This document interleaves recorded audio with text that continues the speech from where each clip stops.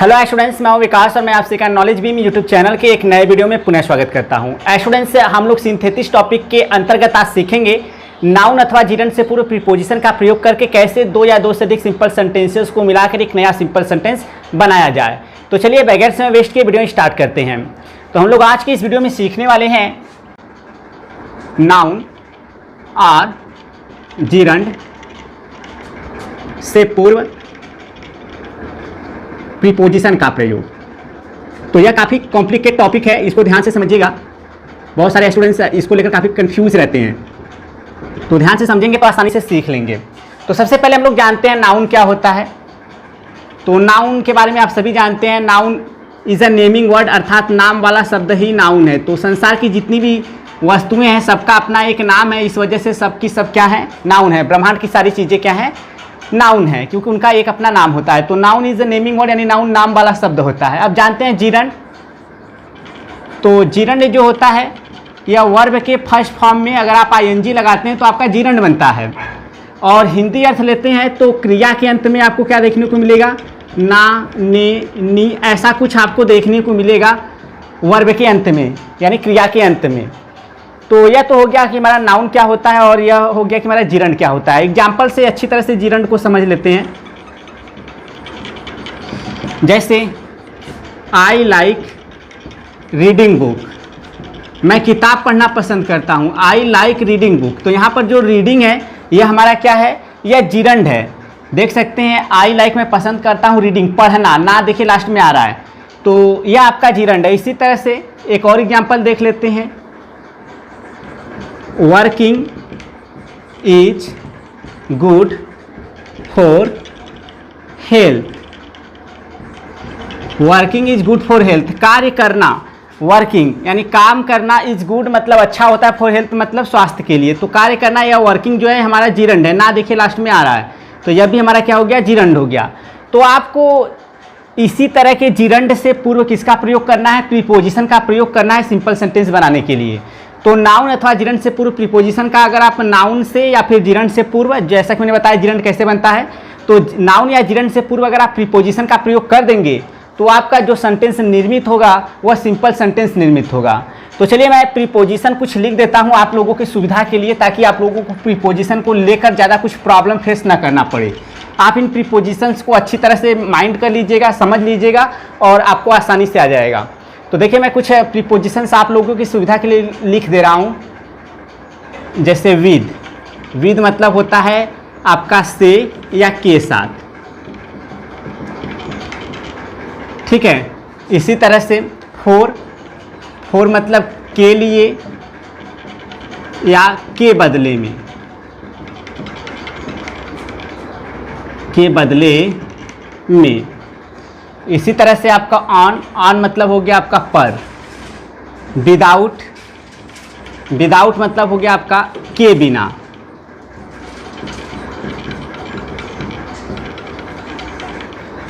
On account of, इनको अच्छी तरह से आप लोग माइंड कर लीजिएगा। ऑन अकाउंट ऑफ मतलब होता है के कारण। इसी तरह से ड्यू टू, ड्यू टू मतलब भी होता है के कारण। इसी तरह बिकॉज ऑफ, बिकॉज ऑफ मतलब भी होता है के कारण, ठीक है। इसी तरह आपका आफ्टर, आफ्टर मतलब के बाद। इन सारे प्रीपोजिशंस को माइंड कर लीजिएगा। बिफोर, बिफोर मतलब के पहले। In spite of, in spite of मतलब के बावजूद, के बावजूद। इसी तरह से बिसाइड्स, बिसाइड्स मतलब के अतिरिक्त, के अतिरिक्त, ठीक है। तो यह हो गए आपके कुछ इंपॉर्टेंट प्रीपोजिशन, इनको आप अच्छी तरह से माइंड कर लीजिएगा।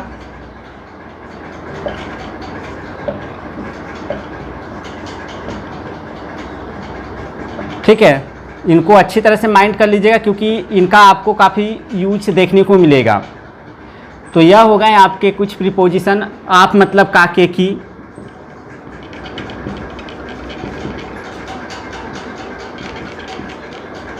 और लास्ट में एक ठो प्रीपोजिशन बाई के द्वारा।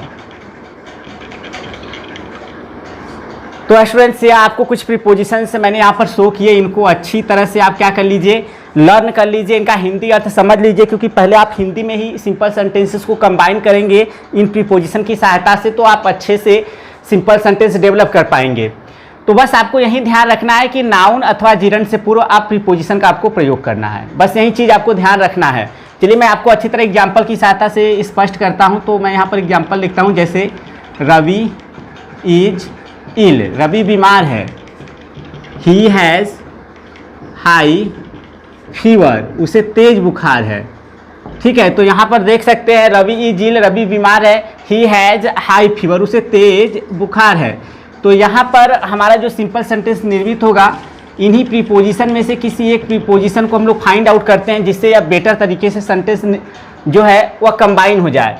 रवि इज इल, रवि बीमार है। ही हैज हाई फीवर, उसे तेज बुखार है, यानी कि रवि तेज बुखार से बीमार है। से यहाँ पर देखेंगे तो विद के लिए से यहाँ है, तो हमको लिखना होगा रवि इज इल विद, देखिए यहाँ विद आ गया, विद हाई फीवर। तो देखेंगे जो हमारा विद है प्रीपोजिशन, वह फीवर से पहले आया है। फीवर जो है हमारा नाउन है, और नाउन से पहले हमारा आया है प्रीपोजिशन, तो इस वजह से हमारा यह सिंपल सेंटेंस निर्मित हुआ। यानी रवि तेज बुखार से इल है, बीमार है। इसी तरह से और भी एग्जाम्पल देखते हैं। आई बाट अ बुक, मैंने एक किताब खरीदा। आई पेड ₹500 फॉर इट, मैंने इसके लिए 500 रुपये अदा किए। मैंने एक किताब खरीदा, मैंने इसके लिए 500 रुपये अदा किए, अर्थात मैंने 500 रुपये के बदले में एक किताब खरीदा। तो के बदले में, तो फोर प्रीपोजिशन का प्रयोग कीजिए। तो फिर हम लोग सिंपल सेंटेंस बनाते हैं। तो लिखना होगा हमको आई बाट अ बुक, मैंने एक किताब खरीदा। फोर के बदले में, ₹500, यानी 500 रुपये के बदले में ₹500। तो यह हमारा हो गया। देखेंगे यह फोर हमारा प्रीपोजिशन है, रुपीज़ जो है हमारा वह क्या है, नाउन है। तो नाउन से पहले किसका प्रयोग आ गया, प्रीपोजिशन का। तो आई बाट अ बुक फॉर ₹500, यानी मैंने 500 रुपये के बदले में एक किताब खरीदा। इसी तरह से और भी एग्जाम्पल देखते हैं। रावण वाज किल्ड, रावण को जान से मार दिया गया। ही हैड स्टोलन सीता, उसने सीता का अपहरण किया था, या उसने सीता को चुराया था। ठीक है, तो यह हो गया हमारा सेंटेंस। देखिए रावण वाज किल्ड, रावण को जान से मार दिया गया, यानी रावण का वध कर दिया गया। ही हैड स्टोलन सीता, उसने सीता को चुराया था। तो इसका मतलब यह हुआ कि रावण को सीता को चुराने के लिए जान से मार दिया गया, यानी रावण को सीता को चुराने के लिए। ठीक है, तो यहाँ पर हमारा हो जाएगा रावण, पहले हिंदी में ही कंबाइन करिएगा, जो मैंने प्रीपोजिशन लिखा है उनकी सहायता से। रावण वाज किल्ड, रावण को जान से मार दिया गया। फोर, देखिए हमारा नाउन प्रीपोजिशन आ गया। अब प्रीपोजिशन के बाद हमारा नाउन आना चाहिए, चाहे तो जिरंड आना चाहिए। फोर, तो यहाँ पर हमारा जिरंड आएगा, stealing. Ravan was killed for stealing, चुराने। देखिए हमारा आ गया जिरंड, फॉर स्टीलिंग सीता, यानी रावण को सीता को चुराने के लिए जान से मार दिया गया। तो यह हमारा हो गया। इस तरह से बस आपको यही चीज़ माइंड रखना है कि नाउन या तो जिरंड से पूर्व आप प्रीपोजिशन का प्रयोग करें। और प्रयोग करने के लिए कैसे प्रीपोजिशन का यूज़ करना है, यहाँ पर मैंने लिखा हुआ है आप लोगों की सुविधा के लिए कौन कौन से प्रीपोजिशन आपको यूज़ करने योग्य हैं। हिंदी अर्थ आप पहले दोनों सिंपल सेंटेंस का निकालिए, जो भी आपको सेंटेंस दिए गए हैं, उसके बाद इन प्रीपोजिशन की सहायता से उनको हिंदी में ही कंबाइन करिए। जैसे ही कंबाइन हो जाए बस उसी को आप लिख दीजिए। इसके बाद और भी एग्जाम्पल देखते हैं। जैसे he was a poor man, वह एक निर्धन व्यक्ति था या गरीब व्यक्ति था। He was of an independent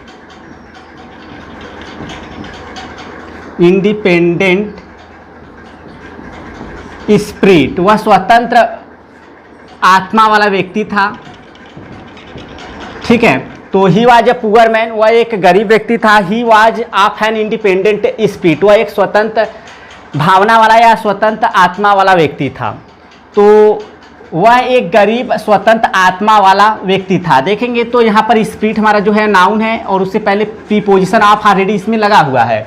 तो हम लोग को सिंपल सेंटेंस बनाने के लिए अलग से प्रीपोजिशन नहीं लिखना होगा, क्योंकि साफ साफ अर्थ आ रहा है कि वह एक गरीब यानी कि वह एक स्वतंत्र आत्मा वाला गरीब व्यक्ति था। बस ऐसे ही आपको लिखना होगा, he was a poor man, और यहाँ पर आपका ऑलरेडी प्रीपोजिशन है ऑफ एन इंडिपेंडेंट स्पिरिट। तो यहाँ पर आपका यह हो गया नाउन, नाउन से पहले यहाँ पर आपका प्रीपोजिशन आया हुआ है। तो इस तरह से आपका क्या हो गया, सिंपल सेंटेंस निर्मित हो गया। और भी एग्जाम्पल देखते हैं। ही गेव मी एडवाइस, उसने मुझे सलाह दिया। ही आल्सो हेल्प्ड मी, उसने मेरी मदद भी की।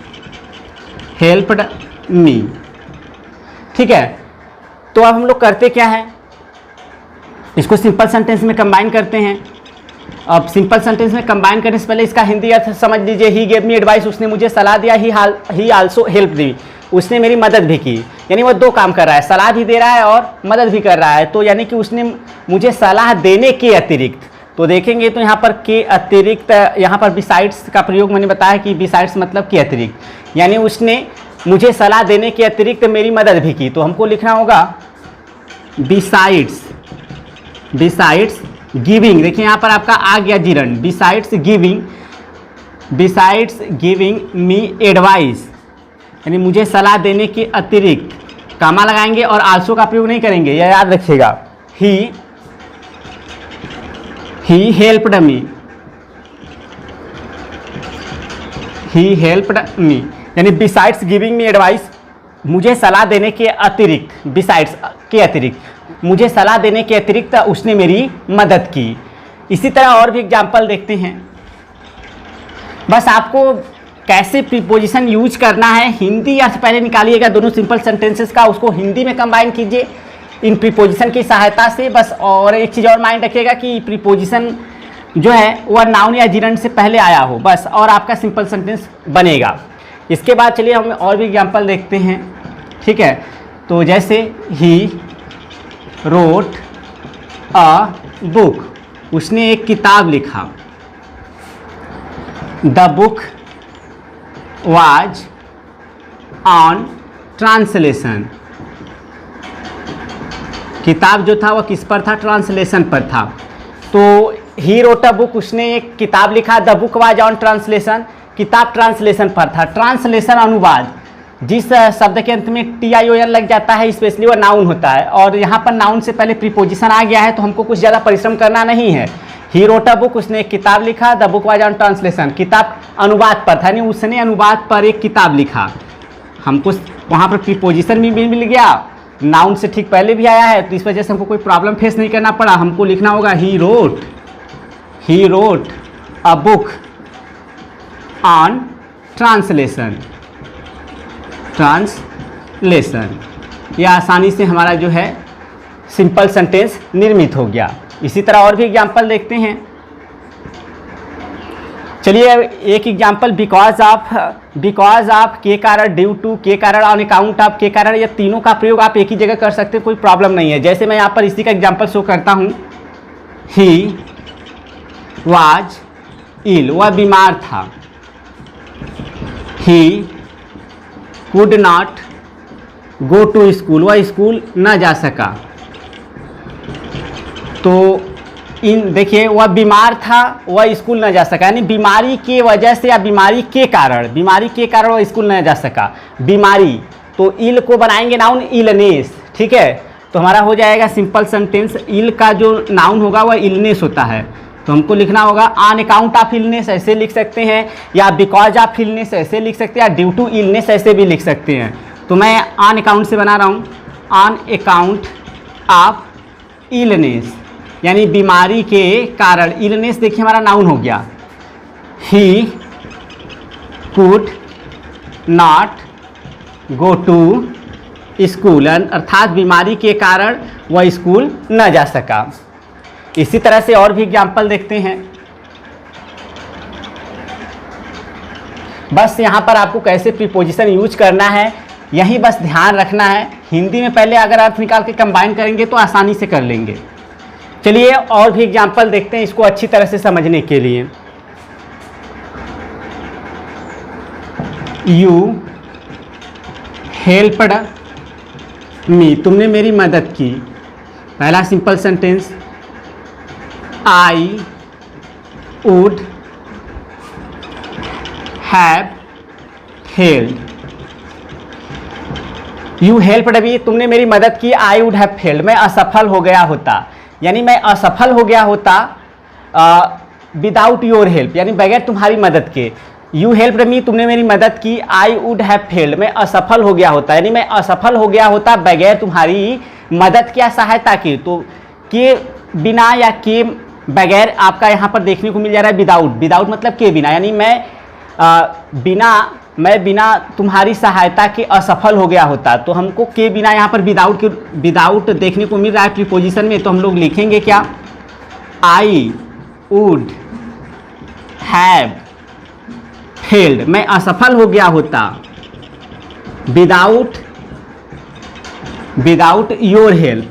तो हेल्प यहाँ पर नाउन है, या याद रखिएगा, हेल्प मतलब मदद, तो नाउन, हेल्प मतलब मदद करना, तो वर्ब, यहाँ मदद है केवल। तो यह हमारा हो गया प्रीपोजिशन। प्रीपोजिशन के बाद देखेंगे तो नाउन आया नहीं, नाउन से पहले प्रीपोजिशन आ गया है, इस वजह से हमारा सिंपल सेंटेंस निर्मित हुआ। इसी तरह से हम लोग और भी एग्जाम्पल देखते हैं।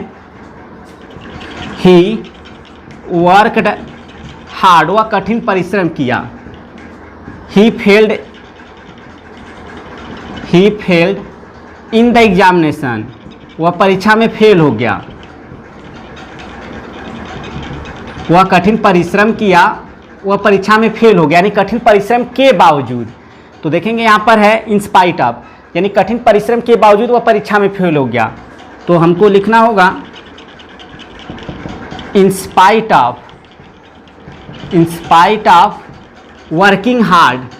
तो देखेंगे यहाँ पर वर्किंग जो है हमारा जीरंड हो गया। In spite of working hard, यानी कठिन परिश्रम के बावजूद, ये हमारा जीरंड हो गया। और उससे पहले हमारा क्या आ गया, प्रीपोजिशन आ गया, in spite of working hard he failed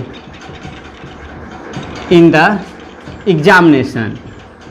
तो यह इस तरह से हमारा सिंपल सेंटेंस निर्मित हो गया।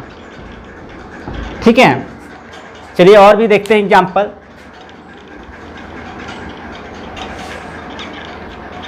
जितना इसका प्रैक्टिस करेंगे आप उतना ही बेटर तरीके से आपको यह आएगा, यह चीज़ क्लियर है। ठीक है, तो जितना अधिक आप एक्सरसाइज करते हैं आपको उतना बेटर रहेगा। और अगर आपको एक्सरसाइज सॉल्वेट चाहिए तो मेरी वेबसाइट knowledgebeam.com को आप विजिट करके सीख सकते हैं। तो चलिए अब और भी एग्जाम्पल देखते हैं आगे। तो इस बार हम लोग आफ्टर वाला देख लेते हैं एग्जाम्पल, आफ्टर का।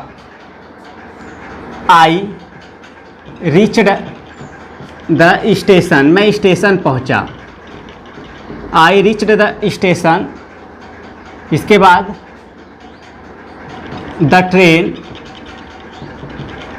हैड गॉन, यानी मैं स्टेशन पहुंचा, ट्रेन जा चुकी थी। मैं स्टेशन पहुंचा, ट्रेन जा चुकी थी, यानी आई रीच द स्टेशन, मैं स्टेशन पहुंचा ट्रेन के जाने के बाद या ट्रेन के विदाई के बाद। तो देखिए ट्रेन के विदाई के बाद, तो हमको आफ्टर के बाद नाउन लिखना है। तो इस वजह से हम लोग जब सिंपल सेंटेंस बनाएंगे हमको याद रखना है कि प्रीपोजिशन के बाद नाउन, यानी कि नाउन के बाद आपका क्या आना चाहिए, नाउन से पहले आपका प्रीपोजिशन आना चाहिए और प्रीपोजिशन के बाद नहीं नाउन आना चाहिए। करेंगे मतलब एक ही है। तो हमको लिखना होगा आई रीच्ड द स्टेशन, मैं स्टेशन पहुंचा। ठीक है, I reach the station after के बाद, after the departure of the train, after the departure. Departure मतलब होता है विदाई। यह हमारा क्या है, नाउन है। तो नाउन से ठीक, नाउन के पहले क्या आ गया हमारा प्रीपोजिशन, तो अर्थ वही आएगा, I reach the station after the departure of the train. यानी मैं ट्रेन के विदाई के बाद स्टेशन पहुंचा, या मैं ट्रेन के चले जाने के बाद स्टेशन पहुंचा। तो यह डिपार्चर अलग से आया, नाउन के रूप में सेम वही अर्थ देगा। I reach the station after the departure of the train. ठीक है, बस यही चीज़ याद रखना है कि आपको नाउन या जिरंड से पूर्व प्रीपोजिशन का प्रयोग करना है। इसी तरह से और भी एग्जाम्पल देखते हैं।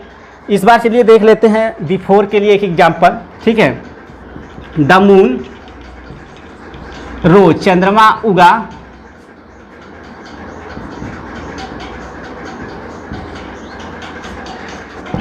The journey was not ended. यानी चंद्रमा उग गया, द मून रोज, चंद्रमा उगा, the journey was not ended, यानी कि यात्रा समाप्त नहीं हुई थी। तो चंद्रमा उगने से पहले यात्रा समाप्त नहीं हुई थी। तो हमको बस ऐसे ही करना है कि पहले यानी बिफोर का यूज कर देना है। तो लिखना होगा द मून रोज, चंद्रमा उग गया किसके पहले, काम समाप्त होने से, सॉरी यात्रा समाप्त होने से पहले। तो before, the moon rose before the end of journey.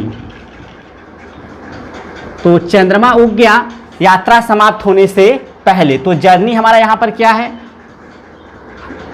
हमारा क्या जर्नी यहाँ पर जो है वह नाउन है, और बिफोर हमारा क्या है, वह हमारा प्रीपोजिशन है। The moon rose before the end of journey, यानी चंद्रमा यात्रा समाप्त होने के पहले उग गया। तो यह हमारा हो गया एग्जाम्पल। इसी तरह से हम लोग और भी कुछ एग्जाम्पल देख लेते हैं।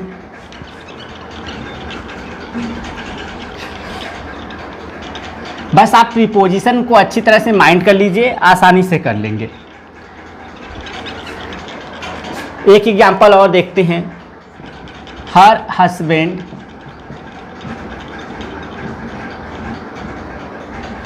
हस्बैंड डाइड, उसके पति की मृत्यु हो गई। सी हर्ड द न्यूज, वह समाचार को सुनी। ठीक है, इसके बाद सी फेंटेड, वह मूर्छित हो गई। तो हर हस्बैंड डाइड, उसके पति की मृत्यु हो गई। सी हर्ड द न्यूज, वह समाचार को सुनी। सी फेंटेड, वह मूर्छित हो गई। तो हम लोग सिंपल सेंटेंस बनाएंगे। तो यह जो सेंटेंस है इसको सिंपल सेंटेंस हम लोग पार्टिसिपल से भी बना सकते हैं। तो हर हस्बैंड डाइड, उसके पति की मृत्यु हो गई। सी हर्ड द न्यूज, वह समाचार को सुनी। सी फेंटेड, वह मूर्छित हो गई। यानी अपने पति के मृत्यु के समाचार सुनने पर वह क्या हो गई, मूर्छित हो गई। तो ऑन पर, और इसके बाद जिरंड, ऑन हियरिंग कहीं सुनने पर, on hearing the news of her